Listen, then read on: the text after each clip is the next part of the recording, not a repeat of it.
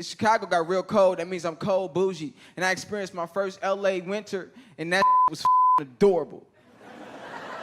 It's like 70 degrees. Motherfuckers are wearing scarves. Double wrapped. Walking around like they own a castle. Take that off your neck. The sun is out. You know your neck is sweaty.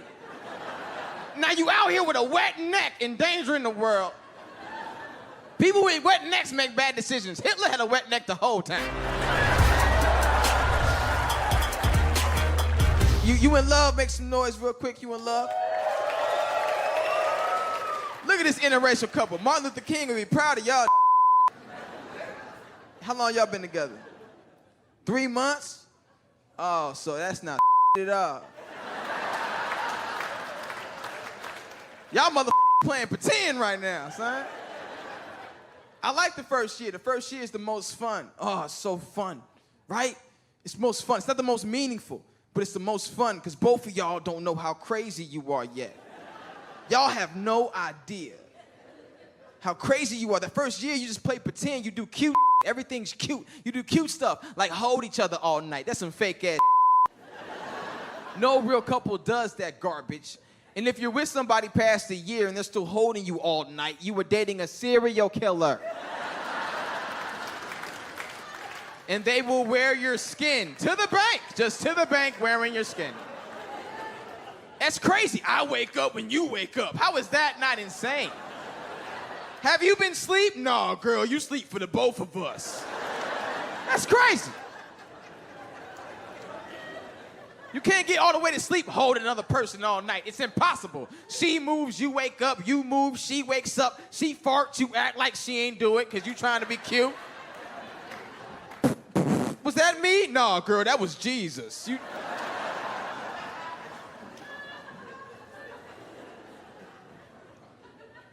The sex is amazing. You can do new sex moves because she hasn't learned your pattern yet. Every spouse knows how you have sex, right? Monday through Sunday. That's how weeks work, right? Yeah.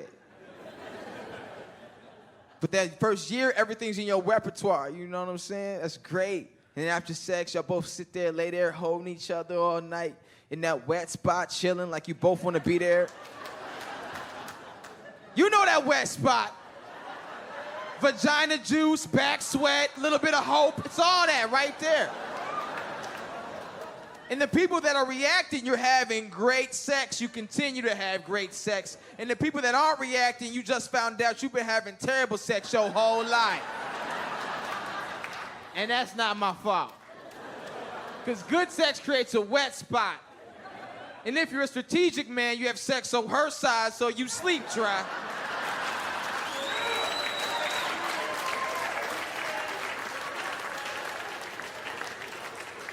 And if you're a real woman, you make him switch because you run this.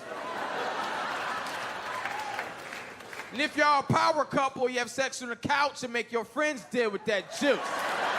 My uncle was a crackhead and we didn't even know it at first. We just thought he was a fun dude.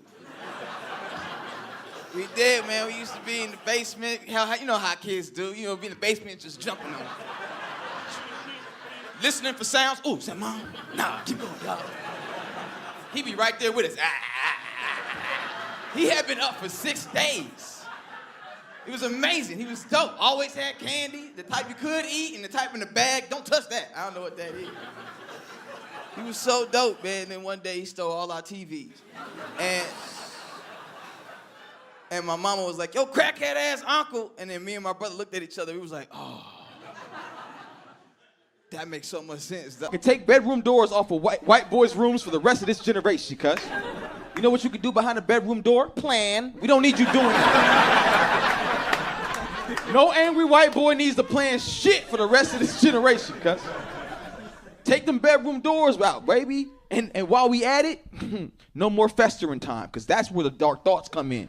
Y'all be letting these little white boys on the computer, they be jacking off in this. And festering. I don't know how they do it all at once, but they be festering. You gotta cut that festering shit out, you know what I'm saying? That's why take that bedroom door, and then every 30 minutes you gotta run up in that angry white boy room and move around a little bit, you know what I'm saying? get the blood flowing, to get them endorphins. You can't be depressed when a nigga scares you to death, you know?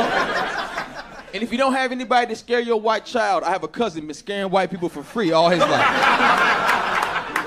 For a shot of whiskey and a cigarette, he will scare your white child. Won't even touch him. He'll just, where you at? You'll walk in the room, he's just doing jumping jacks. I just want to help, man. I just want to help. I gotta end this now. I gotta end this shit now. He said, no, you don't. I do, nigga. No, you don't. Shit, I smoked so much weed, I thought he was me talking to me, nigga. I thought I was me over there, like, nigga, no, you don't. Go forever. Go forever, playboy. That's what they asking for.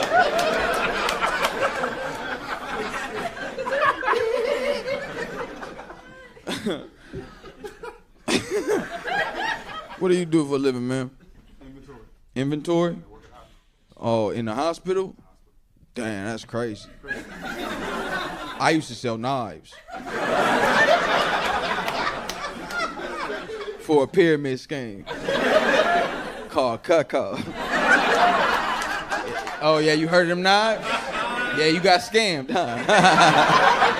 It's a door-to-door sales job. Turns out it's very hard for a black man to go door-to-door in a white neighborhood and sell knives. Yeah, they were scared for some fucking reason. I ring the doorbell, they open up the door, I was like, hey, ah! You know, I ain't have to be holding a knife like that. I mean, it's an aggressive pitch, bro. I didn't know it was a pyramid scheme at first. I never seen a pyramid before, you know? All I knew is I was selling weed at the time, and this can't be harder. It was. Because it was an aggressive pitch. The whole pitch was to convince a stranger to let you in the house so you can convince them why this is sharper than anything you got in here. Which is aggressive, no matter who you are. And I try to soften it up, you know? I try to be like, hey, hi, I'm here, Cutco. They're all cased for your safety. But they didn't hear that shit. All they heard was, hey, what's up? Let me in there and cut some. Who the bitch? Hold on, let me get off the bike and park this motherfucker. I need to see who the bitch is. What's going on?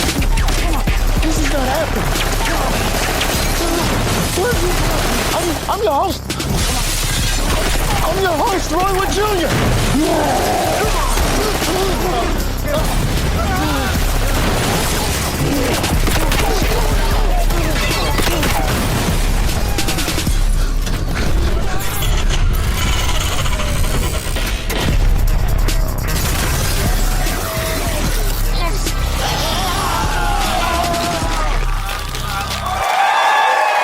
You can catch him on the Netflix series Disjointed. Give it up for Chris Red.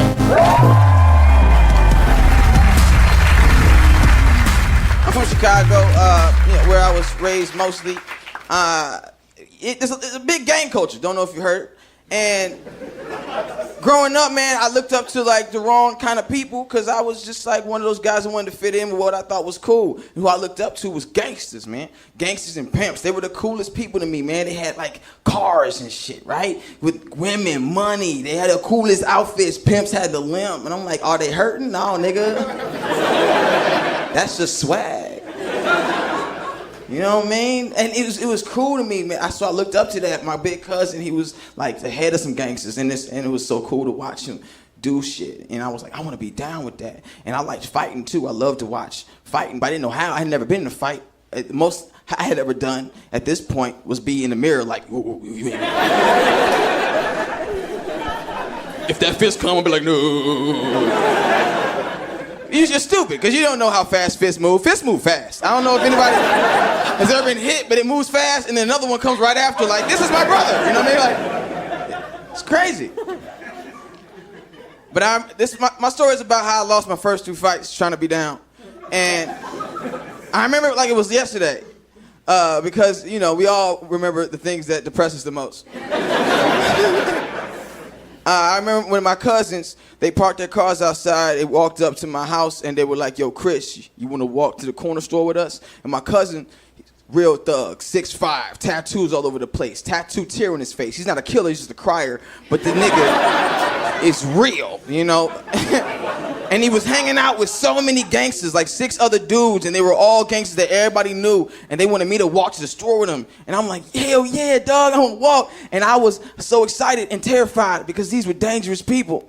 And I don't know if you've walked somewhere with somebody you scared of, but you don't walk like a normal person. I know it's one foot in front of the other. I know how walking works. But when you're around somebody carrying a pistol bigger than your head, you start thinking about shit. So I'm walking the streets like 1 and 2 and 1 and 2. What's up, dog? I'm saying what's up to people I don't know. My cousin's smacking my hand out. Stop speaking to people you don't know, nigga. What's wrong with you? And then his friend was like, yo, what's wrong with your cousin? He's like, he retarded. So I finally got cool, right? Finally got comfortable. It was a long walk. So I finally like, oh man, I'm walking with the coolest guys in the neighborhood, man. I'm on my quest to be a gangster. That's right, I was on a quest to be a gangster. That's what I wanted to be. And then as right before we get to the corner store, right? This guy, he was about 20 years old. I was 14 at the time. He walked right into me, full shoulder, pow, right in the middle of my chest. Boom, hit me, right? And I knew he did it on purpose. But see, I have 2 parents. I was raised right. So initially, I wanted to be like, excuse me. But I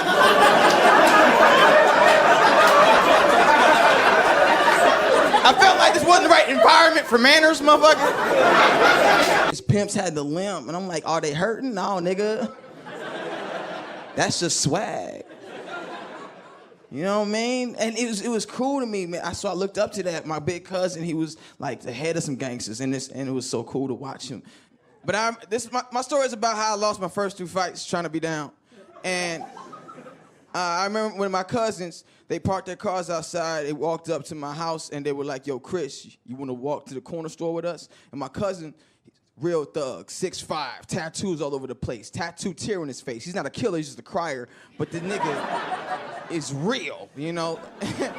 And I was so excited and terrified because these were dangerous people. And I don't know if you've walked somewhere with somebody you scared of, but you don't walk like a normal person. I know it's one foot in front of the other. I know how walking works. But when you're around somebody carrying a pistol bigger than your head, you start thinking about shit. So I'm walking the streets like 1 and 2 and 1 and 2. What's up, dog? I'm saying what's up to people I don't know. My cousin's smacking my hand out. Stop speaking to people you don't know, nigga. What's wrong with you? And then as right before we get to the corner store, right? This guy, he was about 20 years old. I was 14 at the time. He walked right into me, full shoulder, pow, right in the middle of my chest, right? And I knew he did it on purpose. But see, I have 2 parents. I was raised right. So initially, I wanted to be like, excuse me. But I